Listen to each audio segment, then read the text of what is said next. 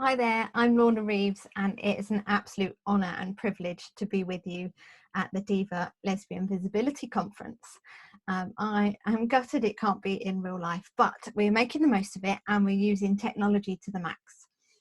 I have been asked to have a chat with you today, and I thought we'd talk all things relationships, whether you're together living at home, whether you're trying to keep a relationship alive separately, or whether you're a huge family or living under one roof. How do we nurture those relationships and come out of this particular time happy, healthy, and have those relationships still very much intact? I thought I'd share a few slides and a few ideas with you. And I'll be online as well. So if you've got any questions and queries, please do drop them in the chat box and I'll be happy to answer them. And I'll leave my contact details around as well if you want to follow up anything afterwards. So without further ado, let's have a little look.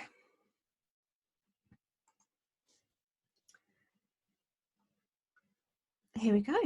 That's me. That's my weddings. We are the UK's #1 LGBTQ+ dedicated wedding planning service. We were started nearly 3 years ago now, and we've been featured all over the place, including nominated for the NatWest LGBT Awards, which we're extremely proud of. We were nominated and won Best Wedding Planner 2019, and nominated for the second year running this year for the National Diversity Awards. So we're super passionate about delivering weddings that suit you as a couple. We don't really do cookie cutters. We want your wedding to be kind of your way, and what you want it to be. With that said, we do work with clients of all different backgrounds, all different makeups, but for the purposes of this chat, I'd like to, if it's okay with you, use the term partner when I'm referencing people. Usually I'd have a one-to-one with people and ask what you like to be called, but partner's going to have to cover it. So apologies if it makes it sound like a business deal, but it seems like the most logical and straightforward way to go. So who would have thought, maybe at Christmas, when you were sat there opening your presents or being together as much as you could, that we'd be in this situation that we're in now. It didn't seem all that long ago when we were all sat on our sofas thinking, I wish we had less work to do. I wish we just had more time to be together. I wish there wasn't so much going on with life and we could just be at home together and spend more time. Careful what you wish for, hey? It does actually come true. And we've actually found that this time is really putting a microscope on people's relationships. It's really bringing those gripey little bits to the surface, but it's also showing us the bits that we find joyful in each other and in our relationships as well. And I'm going to refer to this whole period as lockdown because I see the term isolation is quite negative, and self-isolating doesn't have to be you're isolated, but lockdown appears to sound a bit more like we're all in it together. So during this period of lockdown, how do we function as in our relationships with each other as adults? How do we function when we're not together, when we can't be together at the moment? And I'm all about actual hints and tips that will actually get us moving in the right direction. So let's have a quick look at perception versus reality. When we think of spending loads of time together, wonderful time at home, this is the image we get, right? It's the movie scene image, when we all know in reality it's sat on the sofa in your pajamas with all of your animals and or children. What if you've got a family? Oh, it's all wonderful and we can educate the children and we can teach them the ways of life and we can garden and we can do arts and crafts. That's what we'd like it to be. Yet we all know that this is what our homes end up looking like at the end of the day. It's really about being careful not to put incredible pressures on ourselves to be perfect. And whatever perfect looks like to the world is not necessarily perfect for us.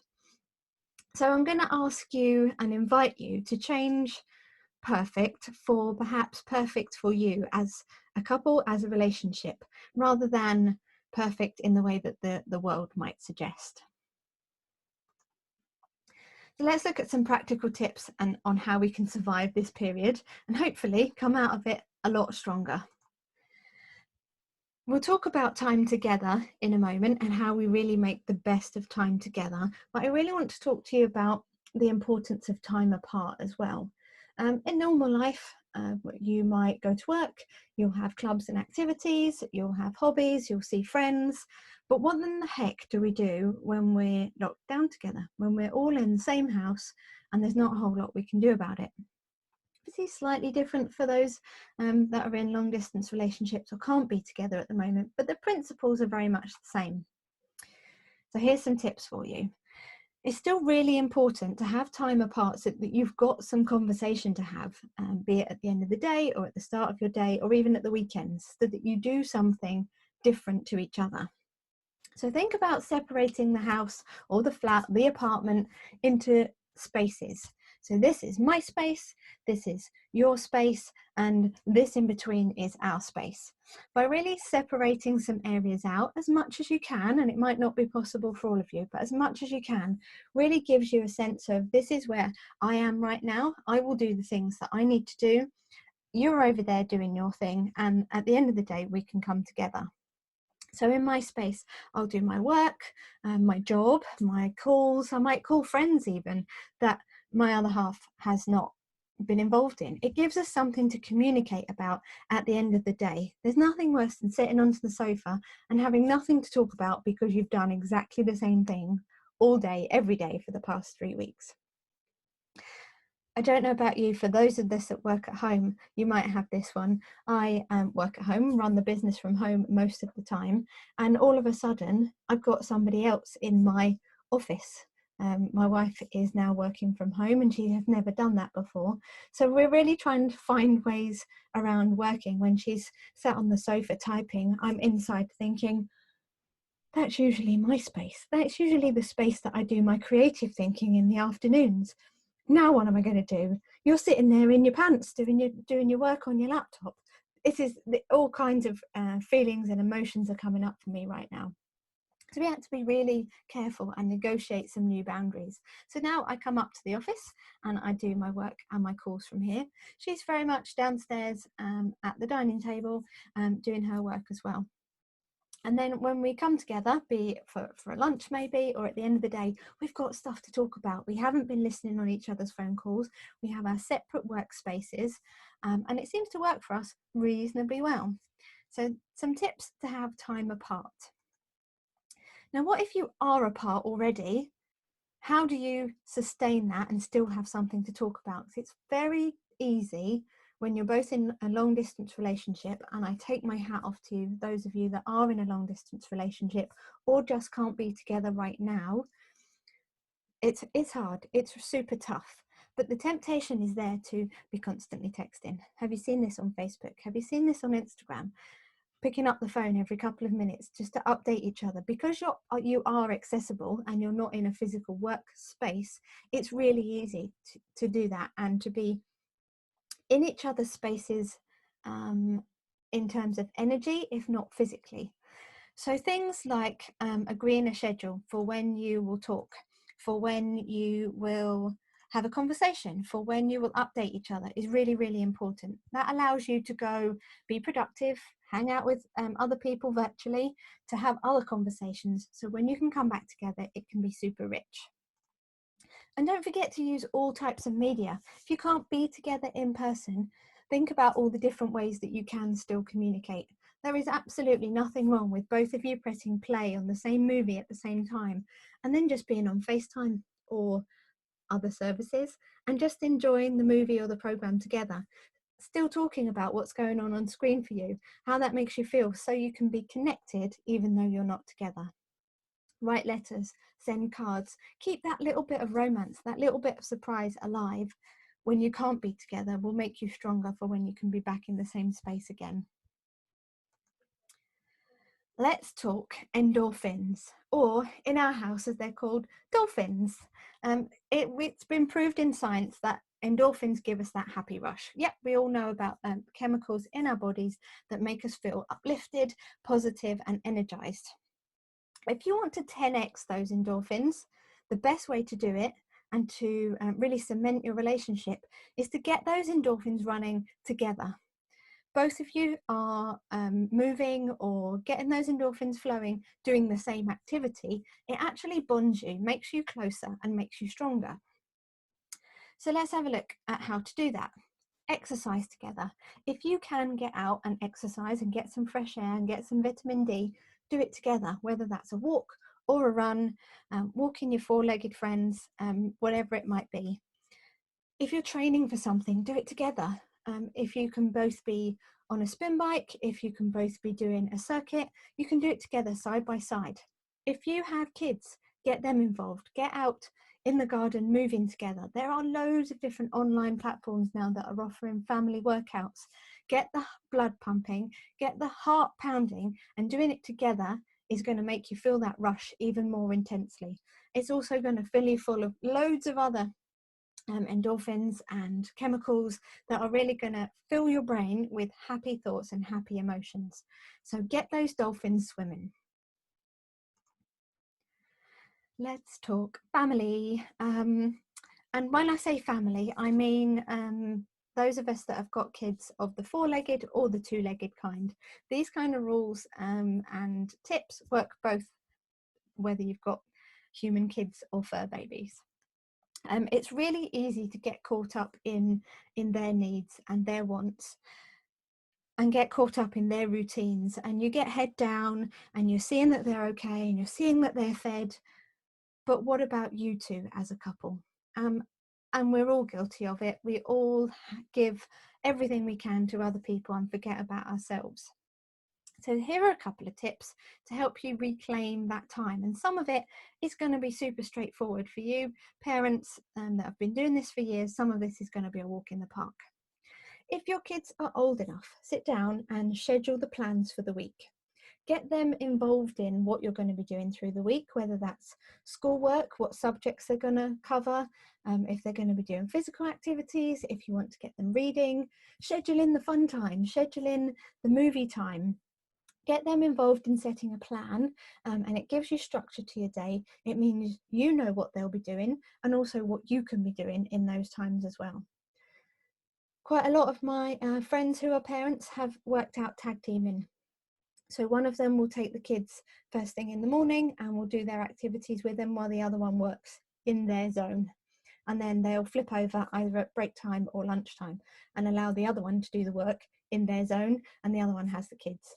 Really nice way of managing it, but by scheduling it once a week, laying it all out so the whole family can see it, you know who's going to be where, who's going to be doing what activities, saves your days merging into one and helps you get that bit of routine and bit of structure that will hopefully build in a bit of harmony. Next up, as I've mentioned, tag teaming for the grown-ups. Also schedule in some time together. If you're tag teaming your day, one's doing the morning and one's doing the afternoon, it's really important that you do have that connectivity and togetherness time as a family unit.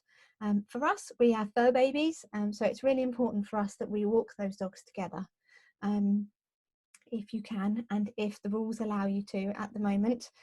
We just find spending time outside together with the dogs really helps bond us together. Quiet time is really important to build in with your children. Time for them to soothe themselves, time for them to either read, watch a movie, do some colouring, anything that just brings the noise levels in the house down just a little bit.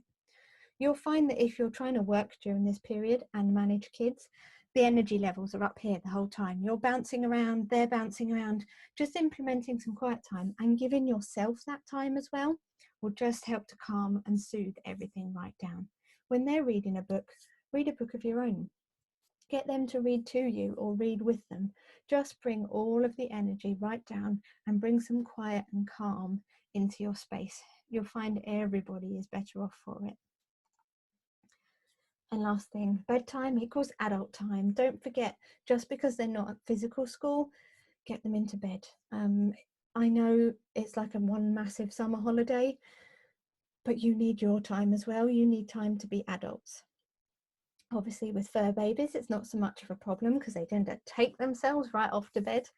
But if you've got human kids, Try and get them into bed, or at least into their rooms, to give you some headspace, and headspace as a couple to connect. It's really easy when we're working from home and we're trying to be productive and we're adapting to this new way of life, that we actually lose the boundaries a little bit, and we're trying to reinstill those to be healthier and happier for the whole family.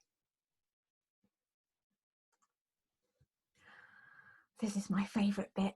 When we get caught up in the madness that is going on all around us, we forget to laugh.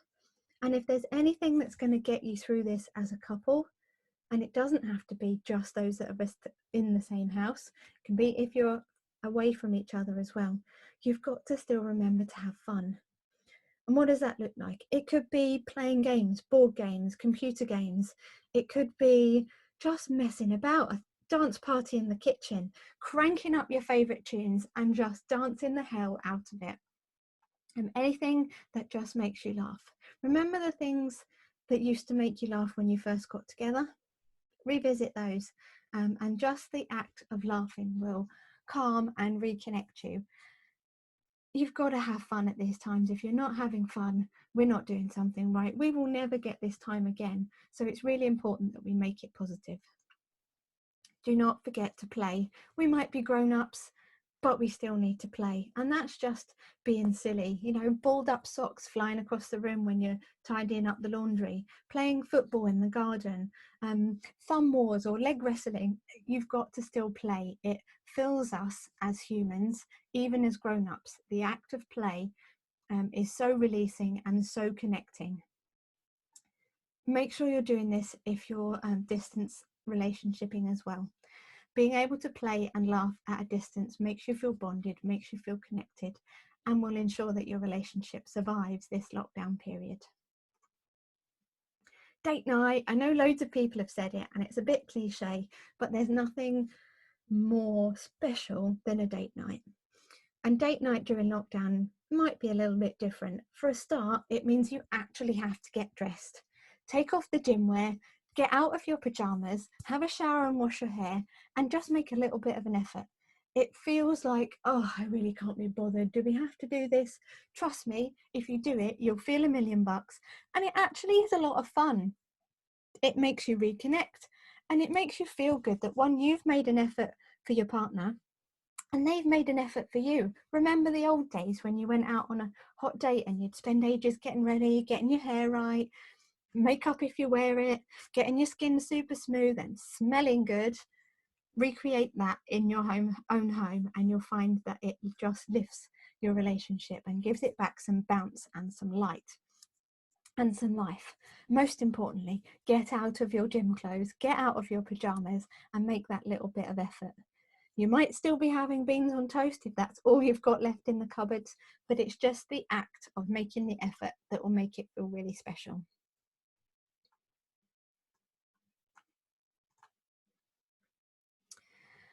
What next? What are we going to do after all of this stuff ends? And it's a really nice thing to do if you can get together and make some plans for afterwards.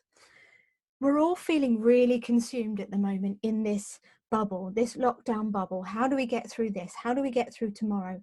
And it's the 3 days, I've heard it said several times, yesterday, today and tomorrow is all we've got at the moment. We don't know what the governments are going to do. We don't know what the rules are going to be in the future. But how about we take a second and think about what we'd really love to do after all this is over? And that could be our first adventure when we are allowed out back into the world again safely.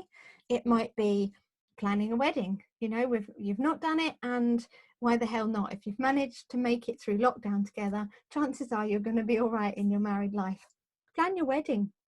People are still on email. People can do virtual walk rounds with you, and people are super responsive at the moment. There's no reason why you can't be planning your next adventure. Where do you want to go on holiday? What are your dreams and aspirations for the next year, 3 years, 5 years as a couple and as a family? By getting some of those plans in place really lifts you and starts to make you think of the future, gets you out of this situation and gets you projecting forwards into the future.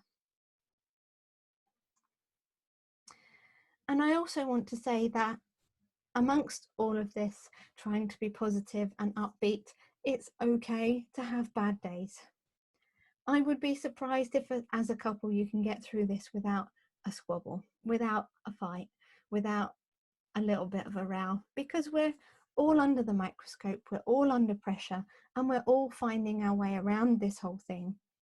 We're going through situations that are going to trigger us, that are going to take us back to unhappy times. And just the act of us all being in a really close space all together means that we're going to have these up and downs, these oscillations in our emotions. The fact that you might be a woman and you've got hormones racing around as well. Spending 2 months in lockdown, chances are you're going to have a couple of periods thrown in there as well. So just give yourself some time, some space to breathe. And you know what, if you're not feeling great today, or you've had a bit of a row, move away to your own space, in the room, in the apartment, in the house, and just take some time for you. It's okay that you're not feeling positive. It's okay that you might be feeling like you have not got it all together today. It's all right. Express those feelings. You're there together. You'll never be closer physically and emotionally. Express that to each other and say, you know, I'm not doing so great today. I can't put my finger on what it is. I'm just not doing well today. I think I need, and whatever that is, bar of chocolate, time to read a book. I just want to veg out in front of a movie. I just want to sit in the garden on my own. All of those are absolutely fine, but by being able to articulate that to your partner means that you can share the bad bits as well as the good bits, and you can be there to support each other. And it might just be you just need a hug, and that's okay too. It's okay not to be okay. And I really want you to be mindful that if you're not feeling okay, or you are starting to feel overwhelmed, one of the best things to do is turn off the tech. And I mean phone, iPad, TV. The news is constantly on and is constantly updating and is constantly negative. The fastest way to lift your mood and lift the atmosphere in your house is going to be to turn off the tech. Take a break from it, take an evening out from it. You will start to feel a heck of a lot better. You also really need to be conscious that just because you're at home and you can access your work laptop and work emails, that you still have to have boundaries. You still physically need to leave work, put it away, and I mean put it physically away, so that when you're in your combined spaces, you are work free. Both of you can almost take off that work jacket and be you the person, not necessarily you the employee. So if you're starting to feel overwhelmed, just check in with those boundaries. Am I switching off from work? Have I had enough food and drink today? And have I had too much tech time? Chances are, if you take away a couple of those things, you'll start to feel a heck of a lot better. And by having those boundaries around the tech and the media and the work, will actually make it easier for you to fall back into conversations and your relationships. So where can you find out some more about me? I hope this has been useful. It's been a bit of a whistle-stop tour and a bit of under the magnifying glass. I would love to share more with you. I would love to hear about how you're coping in your relationship. What techniques are you using? Drop them in the chat boxes, because I'd love to share those around afterwards as well. If you've got any quirky things that you've come up with, if you've found a way of being, a way of scheduling, a way of communicating that's really working for you, please, please, please share it. I would love to hear it, and I would love to share it with other people as well. By sharing what is working for us and maybe what's not working as well, really means that we can lift each other up, which is phenomenal. And a network like this, all we do is lift each other up, which makes it absolutely amazing. Also makes us learn and also brings us closer together at this time of strife and uncertainty and nervousness. We really need community. So anything we can do to share hints and tips and survival, let's do that. I'm Lorna Reeves. It's been an absolute pleasure sharing this with you. If I can do anything at all, please do drop me a line. You can find me on all the socials at my weddings, or find me on as Lorna Reeves on all of the socials as well. I'd love to hear from you. I will be around for a little while during and after to chat if you want to. and I will speak to you all very soon. Stay safe, stay healthy, and take care of each other.